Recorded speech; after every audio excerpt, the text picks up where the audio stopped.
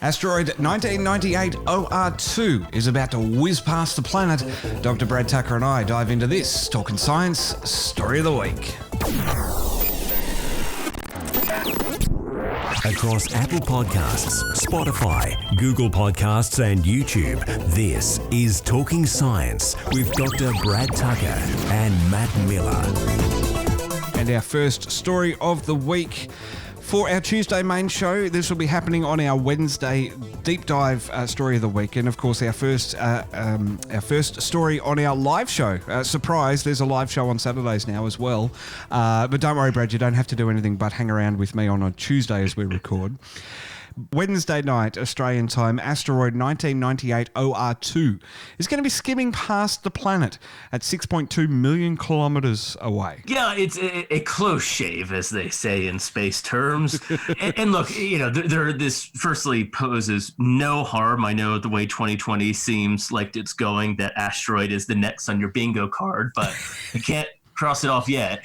It will pass safely 16 times the distance the moon is away from the Earth, but it is labeled a potentially Earth hazardous asteroid. It meets the criteria of both size and distance from the Earth. That is one that we definitely keep an eye on. When we say that it's 6.2 million, it's going to pass 6.2 million kilometres away. It doesn't sound like a lot, but when you factor in that it's 4 kilometres long and it's travelling at 36,000 kilometres an hour, there is serious cause for concern here, isn't there? Yeah, it is a big thing that we worry about. You know, to put in a scale, the normal shooting star you see is about the size of a grain of sand, maybe a small pebble. We worry being that it can create some damage, usually small, when it reaches that 8 to 10 meter mark. So a big one. Meter. That's like what we. Meter. Yeah, meter. That's like the one we saw over Chelyabinsk in Russia. Wow. A number of years ago. Yeah, the one that everyone's like, hey, there's lots of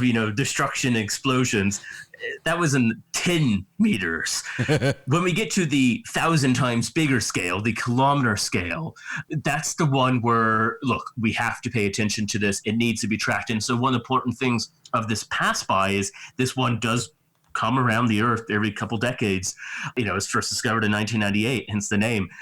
So we like to get as much information of it as possible, its size, measurements, its rotation, how fast it's rotating, its speeds, as you said, and better updates of its orbit, so we know if there should be any closer shaves in the future. Well, this flyby coming up is the asteroid's closest flyby in at least a century.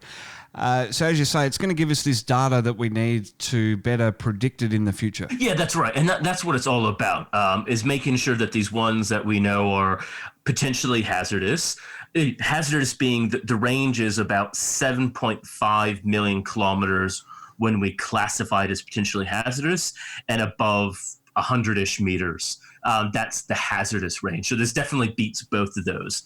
And so, as you said, it's going to come around again. And I think the next close approach is in 2079, when it's definitely much closer than it is this approach now. Again, still quite far away, but we want to do it because there's also something it's never really mentioned when we worry about these things, is we also not just worry about the Earth, but we worry about the moon as well, this slamming into the moon, because it would affect the Earth-Moon system. And that would be pretty catastrophic if the moon was to be knocked out of our orbit, which is probably an extreme example, or even knocked closer to the Earth in orbit. That's right. If it shifts, if a bunch of it leaves, that affects the tides and our rotation. So it does have a very physical change here on Earth if the moon is hit. And the moon is much smaller. The moon is about the size of Australia, for instance. It's just shy of 3,000 kilometers. The Earth is about 12,000 kilometers. So at 4 kilometers, yeah, okay, it's much smaller than either of these objects. But what happens if a really big one happens to hit either of these things, or a few of them, or just those right set of circumstances? So now our margin of worrying is not just the 12,000 kilometer Earth, but really the 400,000 kilometer range the Earth and Moon is. And so that's a bigger area to think about and cover. And in the next decade, we're going to have permanent settlements on the Moon as well. So they're going to be at even more of a risk than, say, we necessarily would be here on Earth with a nice little atmosphere to try and cushion most of the blow. That's right. That's why you see all those craters in the moon. That's just rock. The same rocks that hit our Earth, but mostly they burn up in Earth's atmosphere, and so it either burns it up completely or at least mostly slows it down and reduces it so it's small, or it lands in our oceans or Antarctica, uninhabited places.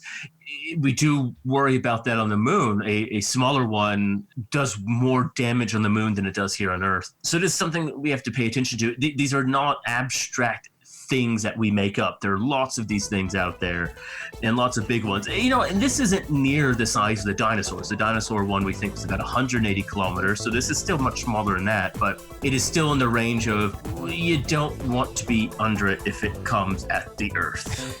That's my professional opinion. Take it to the bank, everybody. That's right.